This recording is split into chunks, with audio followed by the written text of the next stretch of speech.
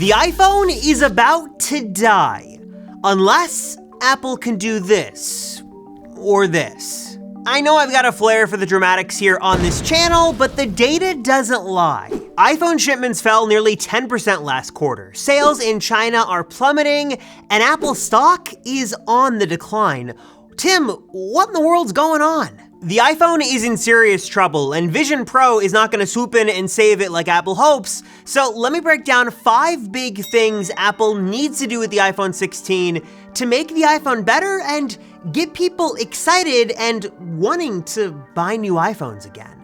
Just like I'm excited to tell you about this video sponsor, Keeper Security, and their amazing password manager, but more on that in a moment. Let me just say from the get-go here that I'm not here to make this video to bash Apple. In fact, I love Apple, I've been a super fan for years, and I've probably been using an iPhone before some of you watching this video were even born. Yes, that is me back in the early days of my YouTube career. But even as a big Apple fan, I've got to admit that I just can't shake this feeling that something is off with the iPhone. It's not as exciting as it used to be. The updates have not been nearly as substantial over the last couple of years, and even other Apple fans I talk to just aren't super excited about what's coming next and don't really feel the need to upgrade every year or every other year like they used to. And those slumping iPhone sales could honestly be due to a lot of different factors. Pricing is a big one, features are sort of not there like people want, and I think overall, generally over the last couple of years, there's been a big lack of Apple enthusiasm, and honestly, if you think back over the last couple of generations, I can only think of 2 major times the iPhone really changed. That would be back in 2017, almost 7 years ago with the launch of the iPhone 10, and then back in 2020 with like the launch of the iPhone 12 when we got that new, more boxy industrial design, and the launch of the iPhone 12 mini. And I think Mark Gurman over at Bloomberg puts it best, where he simply just says that Apple is giving people less of a reason to upgrade. So after giving this some thought, in my opinion, and please feel free to agree or disagree in the comments down below, there are 2 areas that Apple really needs to focus on with the iPhone 16 and really future iPhone models in general to win back the hearts and wallets of consumers. 1 is design, and 2 is features. Because if you think about it, in a lot of ways, the iPhone has almost sort of hit its final perfect form. We finally have USB-C, no one's complaining that the camera quality isn't really good because it's excellent on the iPhone, and I've never heard anyone say that modern iPhones are slow. The chip isn't the problem, the cameras aren't necessarily the problem.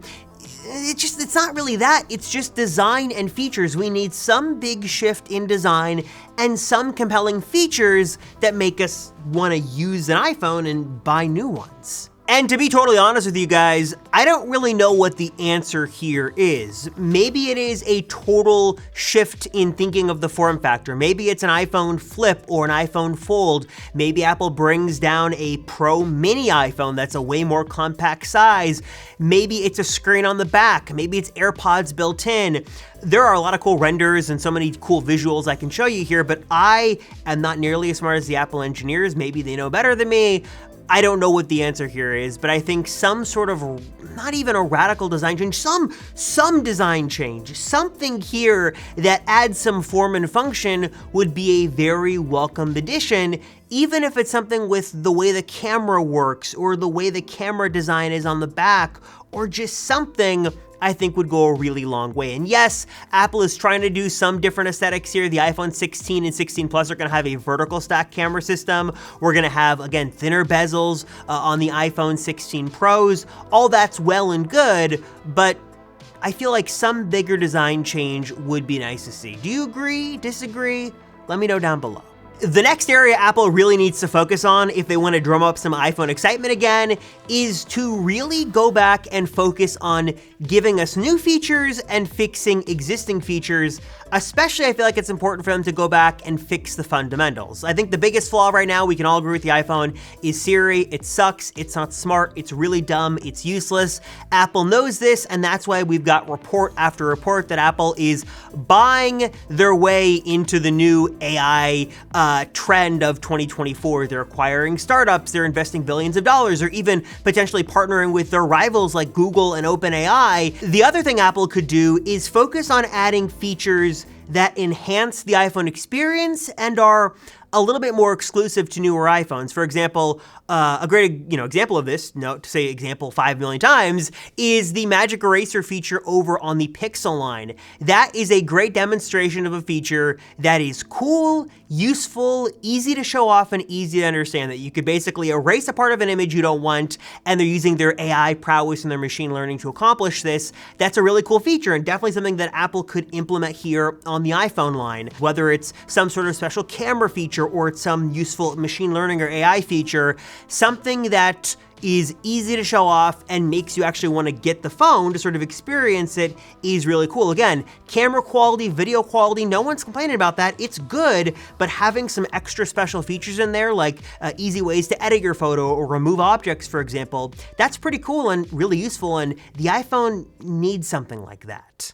Another area of the iPhone that is pretty weak and is honestly really broken is the built-in solution for managing and storing passwords. Honestly, I avoid it. I tell all my friends and family to avoid it as well, and use the solution that I have been using and loving for months now, and that is Keeper Security's Password Manager, because, well, it's way more versatile, it's way more functional, and also works with modern password technologies that we all want to use these days, like passkeys, which do work beautifully on your iPhone and even your Android phone too. With Keeper Solution, you not only get access to all of your passwords across all your devices, but also you can safely store other sort of valuable documents and information as well. Like if you want to store a digital copy of your driver's license, your social security number, credit card numbers, just important documents. I love that they are safe and secure and encrypted in that Keeper vault, but also accessible anytime, anywhere, and on any of my devices. I love that, and it's invaluable. Keeper's also got a full-fledged browser extension that's gonna easily autofill passwords. You've got that full-on passkey support, and I love how easy you can make a long, complex password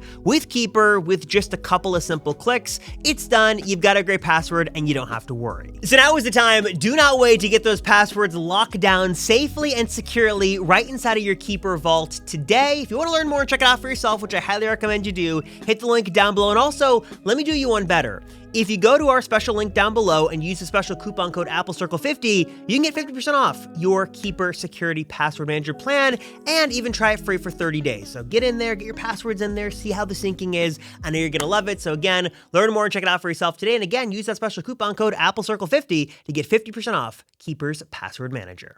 I should also say that I do think an Ultra iPhone does make sense right now more than ever before, because it's just a win-win-win scenario.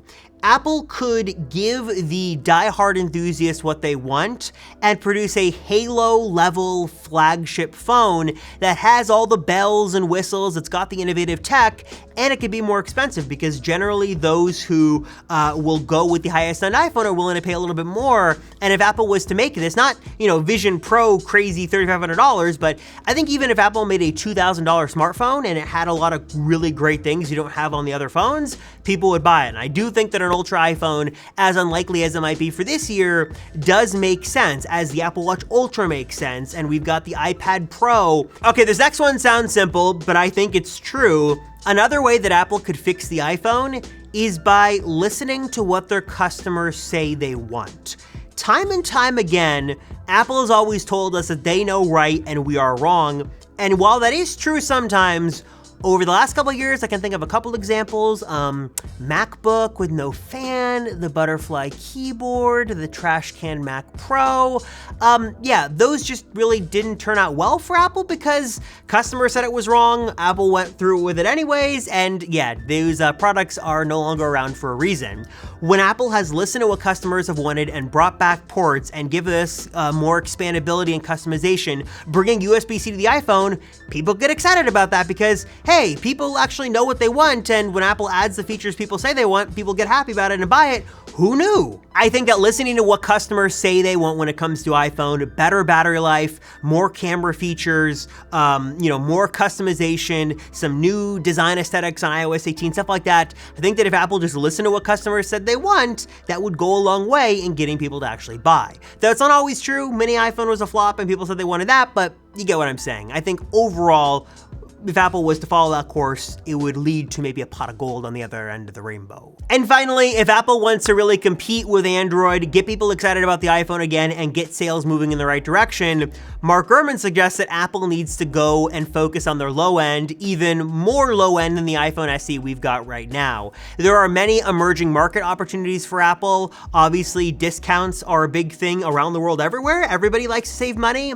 And we've slowly started to see Apple accept the fact that lower price products aren't damaging the Apple aesthetic or the Apple brand. For example, they're actually partnering with Walmart to give us that lower end $700 MacBook Air that is a really good value and a really good buy. We've got rumors of brand new AirPods coming for $100, $100 for a really good pair of truly wireless, earbuds that have good audio quality, sync with all your Apple stuff. I think it's a good price and you get a lot of stuff for your money. Same could go for the iPhone as well. The iPhone SE4 is shaping up to be a really exciting upgrade with that iPhone 14 style design and the 48 megapixel camera and all that stuff is well and good. But as Mark Gurman writes in his latest sort of email newsletter, $400 or north of $400, under $500 is still a pretty penny to spend in a pretty, high price category.